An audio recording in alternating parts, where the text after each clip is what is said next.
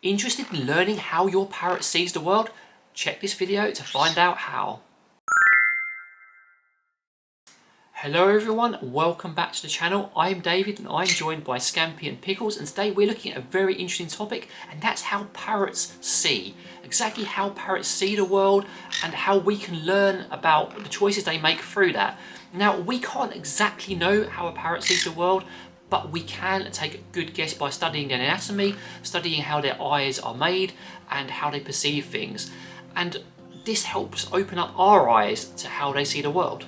Now, as I said, we can't exactly know how parrots see, but due to the study of them, we can get some good guesses. And in this video, I'm going to try and show you some examples of how parrots may see various things. And I'm going to do this by using a UV light, because one of the key differences between how we see and how a parrot sees is they can see in the UV spectrum. They can see things that we can't, and what will look to us very normal and bland, to them will look like bold and massive and interesting, and vice versa. So I'm going to use my UV pen and we're going to explore this topic and how your parrot will see things.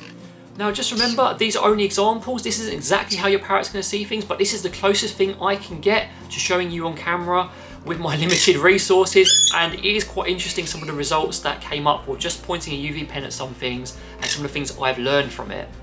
Now, let's start off with one of the most interesting things, and that's how parrots and some birds see each other. Now, don't forget there will be variances between different species, but let's just take it as a generality of parrots, because most of the time they will see kind of similarly. Now, when parrots look at each other, it's nowhere near the same way we see each other. When they look at plumage, for example, and feathers, for some it will look quite dull, for others it will glow very brightly. The best examples I can pick of are cockatiel feathers. I've got some examples here of chips feathers next to some of the conures, and you can just see how they glow under UV light. Even fishes, which is a grey feather, glows as well.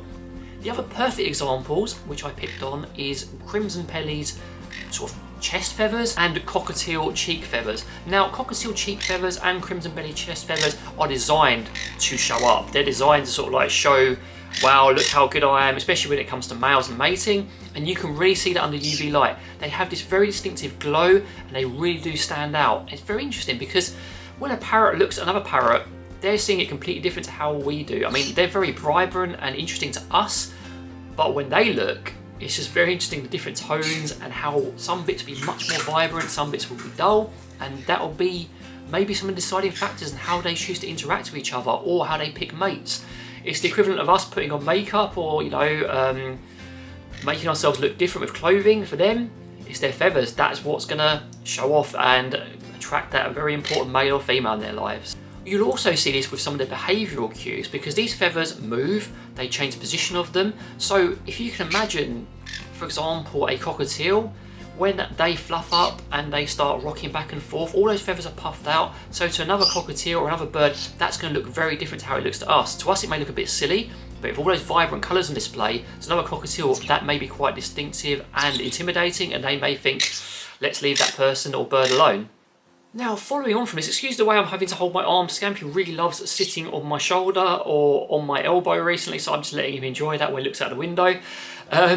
Is how our parrots will perceive other things in the environment. Now, a lot of people get confused when their parrot suddenly starts acting differently or fearful of them. And one of the best examples of this is when people introduce new objects into the house, or for example, nail varnish. Now, in this example, I am using my Funko Pops and one of my little figures I have on my desk, because they do have UV reflective paint, deliberately to create certain pigments and colours.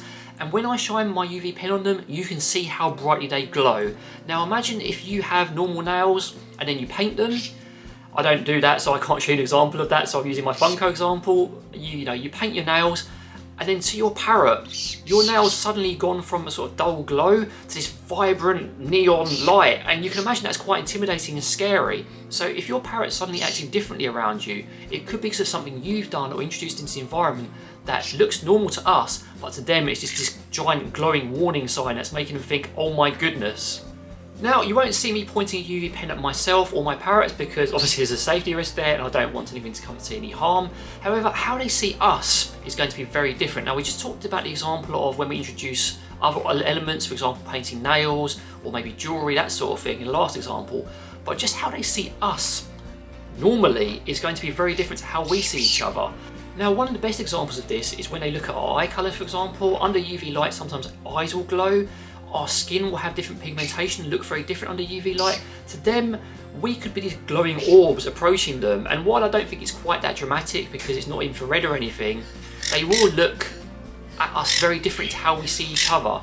So do keep that in mind if you've just got a parrot into your house and they haven't had much contact with humans. When you start looming over them, that's going to look very interesting and very different to them to how we'll perceive each other, and that's something very important to keep in mind. Also, keep in mind how clothing will appear to your parrot as well. What looks like a nice colour to us may look very intimidating or scary to them. Same with patterning on clothing. That can really stand out because of some of the pigments and some of the materials used. Scampi clearly agrees with me, he doesn't like some clothing. It's very scary, isn't it? One of the biggest factors when it comes to how parrots see the world and how I think is very interesting is how they see food. And I believe, well, based on a lot of sort of evidence, that parrots select their food primarily with sight. Sight is their primary means of identifying food they want to eat, followed a little bit by taste and not really smell, and texture is also important, but sight is that number one. If you've watched our nutritional enrichment course, you'll know a lot about this, but otherwise I'm going to talk about it now. So when you shine the UV pen on certain objects and foods, they will glow. The best example of this are bananas.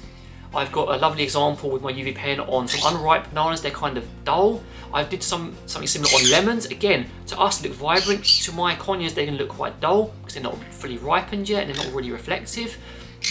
But then you get to ripened bananas. I'm going to put a photo up now showing UV pen, sort of proper UV light shining on ripe bananas. And they have this really distinctive glow. Similarly, and you may wonder why your parrots love those lovely seeds, millet, hemp seed, and sunflower seed. Due to the certain way and some of the fat content and the way they reflect light, they really glow.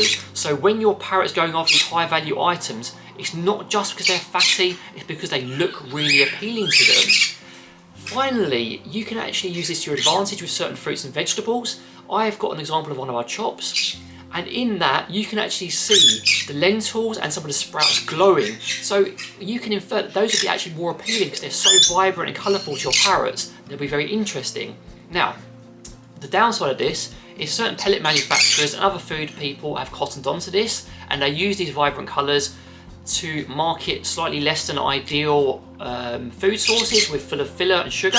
So your parrot's going to look at them and think, wow, that's amazing. It's going to go for it. And then it's not that interesting. Similarly, if you're providing nothing but seed and it's not these vibrant seeds, that's going to be kind of boring. If it's a pellet brand that doesn't really have much reflection in it. Think about it that way. Think about how sight is so important to how your parrot selects food in both a good and bad way. Now, if you're still with me in this video, hope you find it interesting so far. The final sort of point I want to make is frame rate. Now, parrots see in a bit of a faster frame rate than us. They can perceive things a little bit different to us. So sometimes, for example, if you've got an older television, a monitor, a screen, even a bulb, older bulb or light, what it looks like to us is going to be very different to how it looks to them. To us, it's a steady stream of light. To them, it's going to be flickering. It's almost going to be like frames flashing in front of their eyes.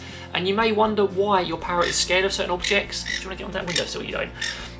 Or hesitant to go near lights, or gets agitated when the TV's on. It could be down to this. The best way to test it is turn your camera on slow mode on your phone and then film it and then see if it's flickering a lot. So if it is, maybe you want to consider moving your parrot away or changing the bulb, or maybe updating your television, but obviously that's quite expensive, so it may not be possible. But keep that in mind. The way they perceive things is almost faster than us. So when we're looking at certain things, it's going to look very different to how they perceive it. So just to summarise, I used the UV pen to provide you examples. It's not exactly how a parrot sees, but I thought it would be the closest I can get to show you on camera. If you don't go waving UV pens around, just keep it in mind that, you know, changes you introduce into the house may have an impact on them. It can be due to the frame rate issue. It could be due to the fact that some things will really glow to them. Keep in mind how they perceive food as well, because to them, some food may look interesting or less interesting due to the way they look at it. And also just keep in mind that your parrot sees the world very differently to you. And it can be a very useful tool to be mindful of, because if we keep that in mind, it helps us prepare and helps us almost think about what food we're giving them, what we're doing to our environment, and just almost understanding how they react to certain things. If you have any questions, I'll be happy to hear from you down below. But in the meantime, from me, Pickles up there and Scabby's on the windowsill, take care and see you later.